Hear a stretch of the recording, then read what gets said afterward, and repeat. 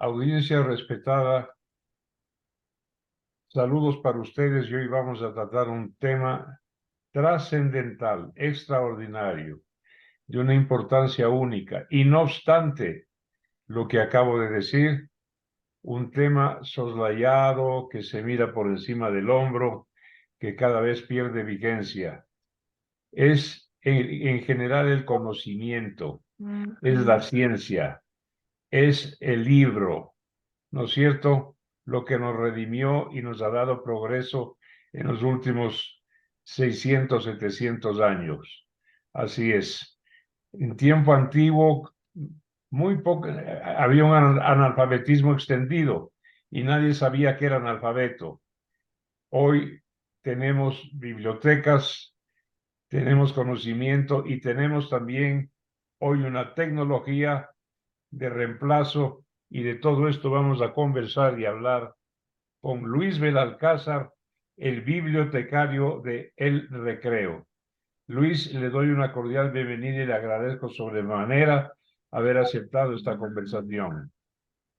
Muchísimas gracias por la invitación y qué gusto, para mí es un placer y un honor también conociendo su trayectoria, ¿no? Muchísimas gracias. Sí, efectivamente, el libro siempre ha quedado como de lado y ahora más con el tema de las tecnologías, igual es un tema también que podemos hablar. Hay una cuestión también, siempre te dicen que ahora la gente no lee, ¿no? Y yo decía, pero antes también había como una exclusividad, porque era una cierta élite la que se acercaba a los libros también. O sea, no es que ahora la gente por la tecnología no lee, también eso es un tema que podríamos analizar. Es interesante, pero sí, es decir, no es una cuestión popular, es decir, también hay literatura que es de fácil consumo frente a otra literatura que es mucho más profunda, que te hace meditar, que te invita incluso a la reflexión constante. Y sí, efectivamente, estos proyectos como Biblo Recreo, que se encuentran patrocinados por el centro comercial, sirven para acercar a la gente a los libros, porque indudablemente los libros en el Ecuador también son costosos y acceder a un libro de $40, de $20 para una clase media baja es muy difícil y también lo que hace Bibliorecreo es romper con estas barreras de clase, ¿no? Así que muchísimas gracias por la invitación. Pues, Luis Belalcázar, hay una práctica de política del Estado terriblemente equivocada, antihistórica y anticultural. Yo me he preguntado siempre, sin respuesta hasta hoy, ¿cómo es posible que los instrumentos de la ciencia, del conocimiento como el libro, tengan tan altos aranceles? No entiendo, a menos que, discúlpeme la palabra rústica, los gobernantes, los mandatarios, los de las políticas educativas, políticas fiscales, crean que crean que los ecuatorianos somos una hueste de imbéciles y que no hay tal. Los libros son ciertamente incomprables, incomprables por su precio. En una situación económica donde falta dinero para la comida, un libro de $20, 25, 30 y libros mucho más costosos es un delito de lesa cultura. De acuerdo, totalmente, y siempre ha habido como este inconveniente en este desconocimiento también, porque de acuerdo con estas estadísticas, ¿no? El ecuatoriano lee un libro y medio. Bueno, ya llegamos al libro y medio al año, por suerte, pero sí también tiene que ver el hecho del precio del libro, este descuido por parte de las autoridades, pero también porque las personas que llegan al poder no tienen este conocimiento, no tienen estos recursos. Es decir, nosotros cómo vamos a pedir en este caso, por ejemplo, hablando de los que nos han gobernado en los últimos años, si no tienen este recurso, ellos no encuentran placer en la lectura. Este código para ellos también es lejano, ¿no? Yo trabajé mucho tiempo en una de las cadenas de librerías más importantes del Ecuador y nosotros veíamos que quienes compraban libros eran la clase media. Y claro, es decir, la clase menos favorecida no podía acceder al libro por el tema de la educación, pero tampoco la clase pudiente. Entonces, es decir, los que de alguna forma están arriba tampoco leen y los que están abajo tampoco. Es decir, la clase media quizás los que tienen este acceso a la universidad, los profesores. a los periodistas, bueno, la gente que ya le gusta la lectura per se por el tema de placer, ya refiriéndome a la literatura, no tanto a la cuestión técnica, sí hay un acercamiento positivo, pero sí, tiene que ver con el hecho de que los mandatarios tienen este desconocimiento, no tienen estos recursos para mirar el libro de otra manera, ¿no? Nosotros recordamos a los grandes emperadores, esto ha pasado siempre, es decir, no es de ahora, los emperadores romanos también eran la mayoría gente ignorante, excepto uno que otro, ¿no? Por ejemplo, como Marco Aurelio, como Adriano, que por cierto, Margaret Yourcenar tiene un libro maravilloso, donde vemos que también había gente que gobernaba que tenía esta cultura, ¿no? Esta cultura por el libro, por el conocimiento, que me parece que es muy importante, pero sí, básicamente eso es una de las problemáticas que tiene el país, ¿no? El tema del precio y también este alejamiento, este desconocimiento de la mediación lectora. ¿Qué es la mediación lectora? La mediación lectora es trabajar con los niños para romper con el prejuicio del libro, porque generalmente lo que sucede es cuando estás en el colegio o en la escuela, te mandan a leer Guasipungo cuando tienes 12 años, es decir, si tú tienes un padre que tiene una buena biblioteca y te enseña desde niño, evidentemente el placer de la lectura, leer Guasipungo a los 12 te va a resultar algo sencillo, pero para los que no tienen este incentivo a la lectura desde niños, pues es perjudicial. Entonces también el tema de la educación, el tema de cómo se trabajan los pensos curriculares es un problema también. Es decir, no hay el profesor no es un mediador de lectura. Sí, no hace que los niños se familiaricen con el objeto del libro, que va más allá de sentarte y leer un libro, que tiene que ver con el hecho de acercarte a las grandes historias, ¿no? Que es de lo que estamos todos constituidos, ¿no? Yo no conozco si existe, que me avisen porque no quisiera terminar mis días sin saber que ha habido alguien, un solo ministro de educación o un solo de los viceministros o del profesorado que inicie y actúe, practique una política de promoción, de divulgación, de impulso a la lectura. No conozco. Lo que sí conozco son las huelgas y los paros cada vez que el profesorado quiere que le suban el sueldo. Nada más que eso. Ahora bien, Luis Belalcázar, bibliotecario del Recreo, quiero preguntarle algo. Es obvio que el libro, el acceso a la ciencia, hoy está siendo reemplazado por la tecnología. Y esto no sé hasta qué punto bueno o malo, los niños, los jóvenes, los adolescentes, los adultos inclusive, estamos conectados, hipotecados a la pantalla. Pero, ¿qué tipo de pantalla? ¿Qué leemos ahí? ¿Qué absorbemos ahí? ¿Qué aprovechamos de ahí? ¿Qué nos forma o qué nos deforma allí? Luis Belalcázar. Totalmente, es decir, incluso hasta para tener un criterio valorativo, para poder poner un comentario, e incluso para no encerrarnos en debates absurdos. Yo creo que es importante saber, tener este criterio que también te da el acceso a los libros y el acceso a la educación. Y yo digo que de alguna forma sí, la tecnología como que tiene lo positivo y lo negativo. Lo positivo es que tienes en el teléfono la gran información, ¿no? Grandes catálogos de información que no tiene nada que ver con el tema de la literatura ya, es decir, nosotros hemos comprobado con estadísticas que la gente prefiere leer el libro físico cuando nos referimos a temas literarios, pero cuando quiere informarse va a utilizar las redes sociales.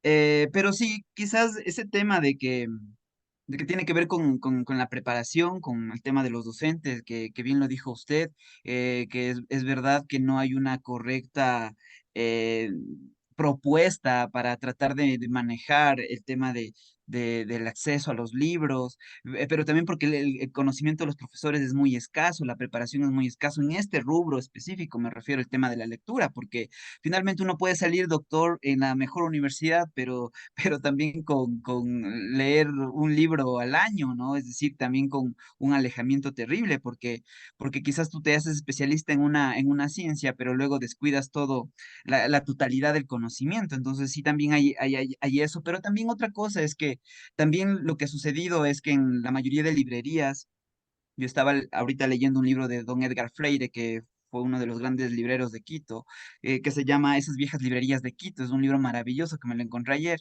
Entonces él hablaba del primer librero de Quito de 1845, ¿no? Entonces también había, y pasaba mucho que de repente el librero o el bibliotecario se ponía como, digamos, había una barrera, ¿no? Invisible que te decía, digamos, aquí no puedes pasar. Solamente los que tienen este hábito pueden acceder. Entonces también había una especie de, trataban de alejar un poco a los lectores, y eso también me parece un error. Por ejemplo, en Bibliorrecreo lo que nosotros tratamos de hacer, porque es una librería que es para la gente, ellos pueden sacar una credencial y se llevan los libros a la casa, el libro que ellos quieren. Yo siempre digo, las mentes más maravillosas de todos los tiempos. Eh, claro, es una librería que está cercana a la gente, que trabaja proyectos en las escuelas y en los colegios, pero que es muy amigable, que también vamos a encontrar arte, que para los niños está el tema de los títeres, del teatro, de la música, porque para nosotros el libro es un vehículo de las grandes historias, es uno más, digamos, de todos.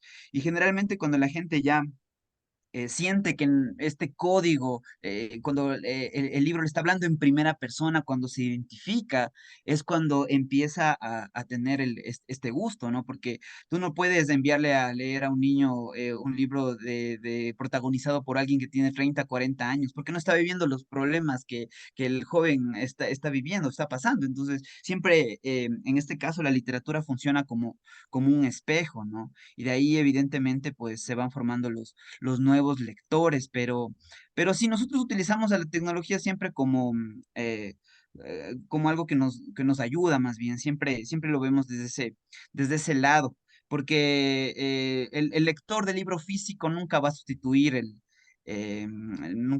su lectura a través de un teléfono, a través del Kindle, ¿no? Eso no va a suceder, ¿no? Claro, yo recuerdo, pertenezco a dos generaciones antes que la suya, Luis Belalcázar. En mi casa, mi abuela me introdujo en la lectura a través de la literatura. La literatura fue el primer alimento intelectual que tuve yo. Literatura infantil, más tarde los clásicos, más tarde obligatoriamente como parte del pensum. Como usted dice, Guasipungo, a tal punto que creía que el único libro que se había escrito en el Ecuador era Guasipungo. Mire usted. Y Claro. luego, pues, me fui introduciendo en los libros ya específicos. Pero la literatura tiene esa importancia. Es un puente hacia el gusto por la lectura, sin ninguna duda. Porque la literatura, el cuento, la novela, la poesía son magia, son ensoñación, ¿sí? Son como tener el paraíso ahí cercano frente a los ojos. Y hay que empezar por eso, Luis Belalcázar. Totalmente, lo que usted dice me parece maravilloso porque me recuerda a una película que se llama El cielo sobre Berlín, que es de Wes Wenders. Él, justamente la película trata sobre unos ángeles que están vigilando a los seres humanos y que viven por ellos. Y ellos tienen la oportunidad y la capacidad de escuchar los pensamientos de las personas. Y en el momento en el que ellos entran a una biblioteca y escuchan un concierto de voces, todos están hablando al mismo tiempo porque evidentemente están leyendo, ¿no? Para sus adentros. Y en ese momento los ángeles dicen, claro, cuando sucede esto de la lectura, es la única oportunidad en que el ser humano tiene la capacidad para hacer magia. Justamente de lo que usted decía, me acordaba de esa frase, y efectivamente, la literatura hace eso, acercarte como un espejo a estas grandes historias, porque te identificas, pero también porque ahí está, como decía Harold Bloom sobre Shakespeare, cuando habló de que Shakespeare inventó lo humano. ¿Y qué se refiere a eso? De que de alguna forma cuando nosotros nos acercamos a las grandes obras de Shakespeare, a Hamlet, a Otelo, a Macbeth, nosotros vemos todo lo que nosotros vivimos, el tema de la traición, la envidia, el tema de los egos, la vanidad. Son cosas que nos hacen a nosotros personas de carne y hueso, el sufrimiento, esas verdades universales. Cuando nosotros hacemos estos talleres en Bibliorrecreo, porque nosotros también hacemos presentaciones de libros con los mejores escritores ecuatorianos, eh, claro, se habla de cuando les preguntan a los escritores cómo hago para hacer o escribir una obra que trascienda mi humanidad, porque siempre el ser humano tiene eso en su mente, ¿no? Trascender. contrario a lo que decía Borges, que quería el olvido, él prefería el olvido, ¿no? Pero siempre los talleristas decían eso, los escritores. Tú tienes, si quieres hacer una obra que trascienda, acercarte a las grandes verdades universales. ¿Y cuáles son esas? Algo que a nosotros nos hace siempre meditar, ¿no? El tema de la muerte, el tema de disfrutar la vida, el tema este de carpe diem, el tema del amor. Son cosas que no van a pasar de modas, depende cómo lo trates. Por eso siempre se dice que todas las obras de Shakespeare se están reescribiendo en las voces de otros escritores, ¿no? Entonces, efectivamente, la literatura sirve como un puente. El libro se vuelve clásico, El Quijote, toda la gama shakespeariana, y se vuelve clásico cuando se constituye un espejo de uno mismo, sino que contado de una forma maravillosa. ¿Sí? Exactamente, Va exacto, directo a tu consciente y uno dice, yo soy el personaje, yo soy el protagonista, yo soy el bueno, pero también soy el malo, también soy exactamente. el malo. ¿Sí? Entonces, es un recuento, es una recreación de uno mismo. Ese es el valor del libro clásico y de cualquier libro en general. Bien, Luis Belalcázar, bibliotecario de El Recreo, un abrazo y mil gracias por este diálogo. Muchísimas gracias a usted por la invitación y suerte y que tenga una excelente tarde, muy amable. Gracias.